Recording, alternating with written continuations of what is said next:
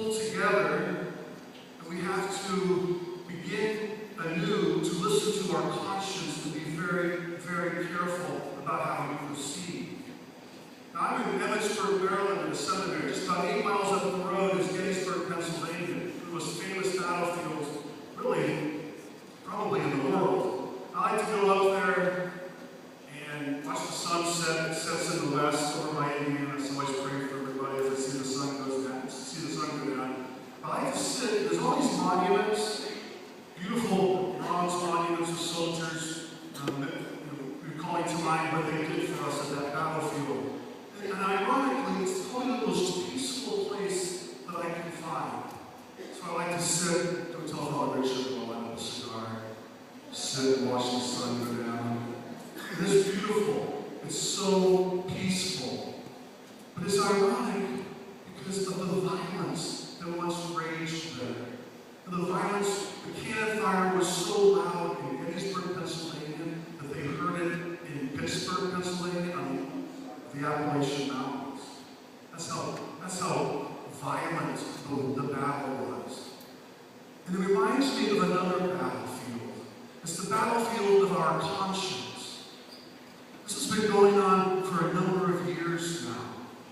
We, as Catholics, know this is by decree of the Church. We must always follow our conscience.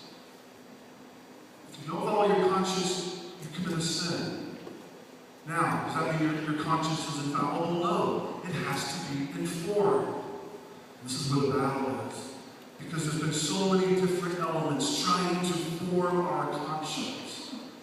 Our public school systems, the axis of evil is what I call it, Hollywood, New York, Paris, that culture has been trying to form our conscience. Actually, they try to get us to ignore our conscience.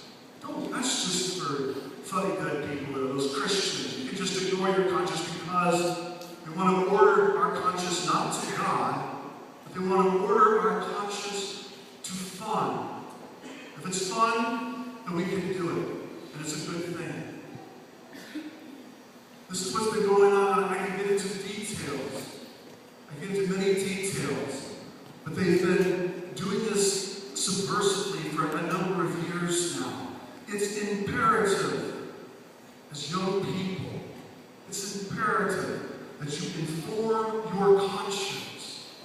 You must know what the church teaches and why the church teaches what she does.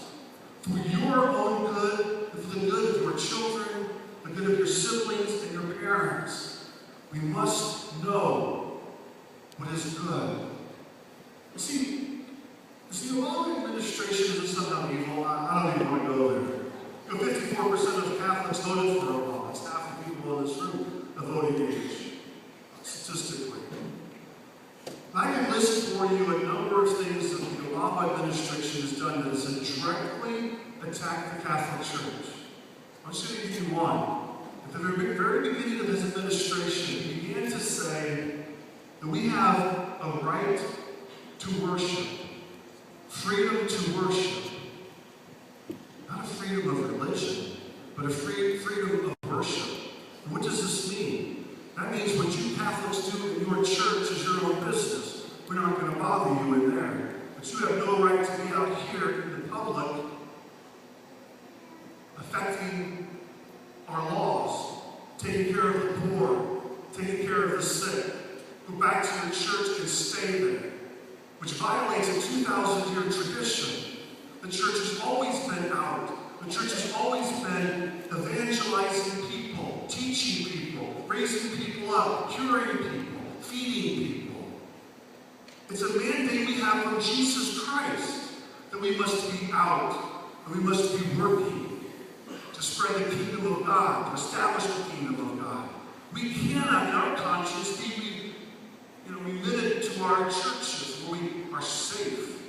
And we hear all these, like for example, we'll hear what you can't legislate morality. Have you heard that? Name one law for me that doesn't based on some kind of moral code. It's a joke. It's a way of getting us to shut up. And we even hear this, this current mandate. 92% of Catholic women of childbearing age say that they support contraception. Well, how many people in here told a lie in their lifetime? Don't raise your hands. I imagine it's about 100% of us. But does that make it right? No, it does not make it right. We need to form our conscience, and we must listen to our conscience. What is your conscience? Your conscience is that inner voice. It's a sanctuary where you and God are there alone together.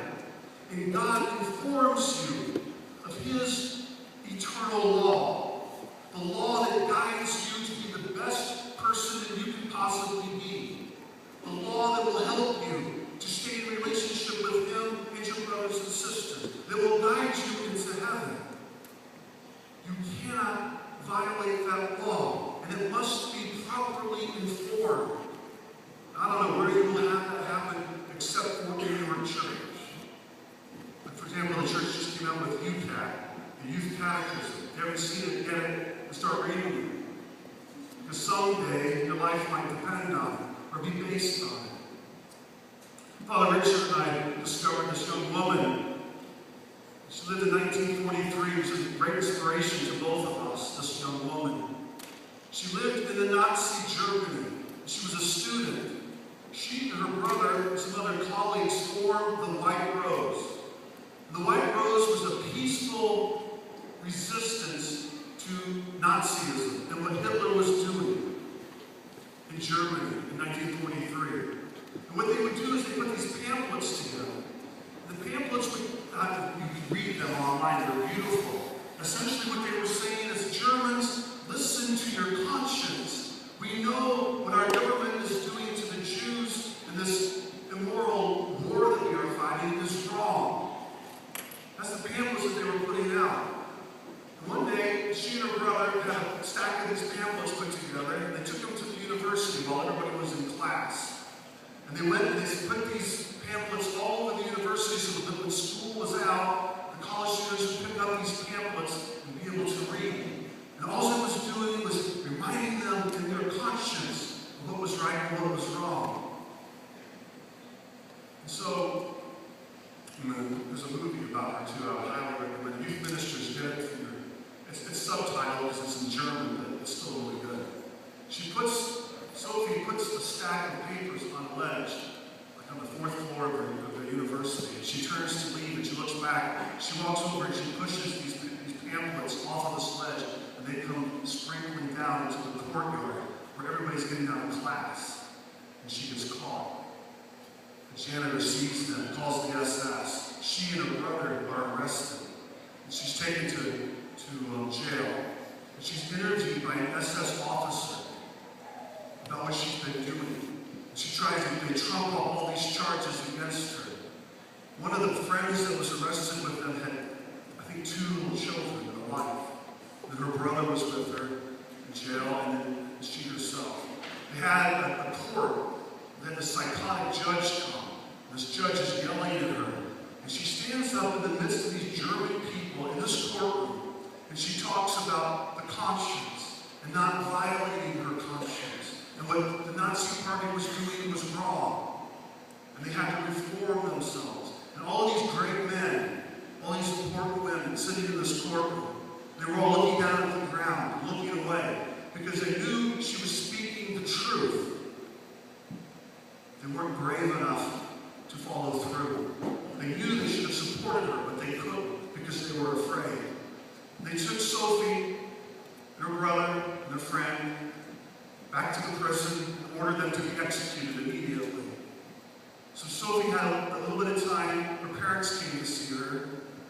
After her parents left, she wanted to become Catholic. Well, that's odd. She was a Lutheran girl. Why would she want to become Catholic? She asked to see a priest, but the chaplain was Lutheran, suggested that she not do this because it would hurt her mom and dad. And so she said her prayer, she made her peace, she wrote a letter, and she went, and they beheaded her with her brother and their friend. She obeyed her conscience even to the point of death. Later, they found that Sophie had sent her boyfriend, who was on the front lines fighting in Russia, sent her 2 volumes of Cardinal Newman's work on the conscience. And that they had written letters to one another and paragraphs. They can't identify where they were getting this because the Nazis would have seen it and would have censored it or probably arrested them. But she put paragraphs of Cardinal Newman's work. Cardinal Newman that Pope Benedict just beatified last fall. She put paragraphs of his work in her letters so that her boyfriend could read them and profit by them. Then, later, as the Allies were beating the Germans in the war, as the war was coming to an end, the Allies flew planes over Germany and dropped leaflets, trying to get the German people to give up the war. And it was the letters that Sophie and her brother had written, the pamphlets. She was a hero. And God forbid, I don't want you running home and saying, oh, Father Brian thinks that we're going to all get beheaded if we follow our conscience. But I want you to remember her. Be inspired by her. Inform your conscience. Be brave. Be courageous. Never violate your conscience no matter how difficult it becomes. If the Supreme Court does not reverse this mandate, this could get very interesting. And it's not just me saying this now, it's our bishops and our cardinals. They're writing about this. Let's look at today's gospel real quick. There's a message in here. Jesus is amazing. His writers are phenomenal. He put some secret codes in the gospel today for all of you. It's one of my favorite stories. Okay, Jesus is inside Peter's house and he's teaching. And they bring this paralytic man, this man who's paralyzed. I wonder what was paralyzing them. They can't get this man in to see Jesus, so they climb up on the roof of the house. Isn't this amazing? You know, if you were Peter, wouldn't you be a little bit irritated? He said, what are you doing to my roof? But he doesn't say anything. They open the roof of the house, and they lower this paralytic man down in the midst of Jesus. Here's your code. There were 4 of them. When Jesus sees this, he's so moved by what he's seeing. What does he say? He says, because of your faith, you 4 people up there, you are healed. Get up and take your mat and go home. That's dramatic. Because of their faith, he is healed. And there were 4 of them. Anytime you see 4 was codes in the Bible, 4 is a symbol of the earth. I think what it says to us, this is very important, that your faith, you young people, you will go into your high schools, you will go into your sports teams, you will go into your clubs, into your neighborhoods, and it will be your faith, and your friends' faith that will heal a paralytic nation so that they listen to their conscience. That's what the 4 means. The 4 winds, the 4 corners of the earth. 4 is a symbol of the earth. So Jesus is saying, Mark is saying, by your faith you will heal people. You will go out into the world and do this. Bishop Fulton Sheen once said, I love this. Are you listening? Bishop Sheen said the first thing that Jesus said to his apostles was come. The last thing he said to his apostles was go. In other words, come like you have done this weekend. Come and know the forgiveness of sins. Come and know the feeding of the multitude. Come and know the healing of the heart and the soul. Come and know the Christian fellowship, the kingdom of God that is at hand.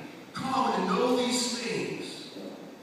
And then you go out and spread the kingdom of God. Go out and change the world. Go out and make a difference. Come and then go. Come and then go. This is Christ's message to all of us. And it's going to get, unfortunately, but maybe fortunately, I've taught for years. Maybe your favorite saint, and I'll tell you, they probably lived at a very difficult time. And that's what made them saints. So let me offer my congratulations to all of you. You're living in very difficult times. They're mocking Christianity. You saw the Grammys the other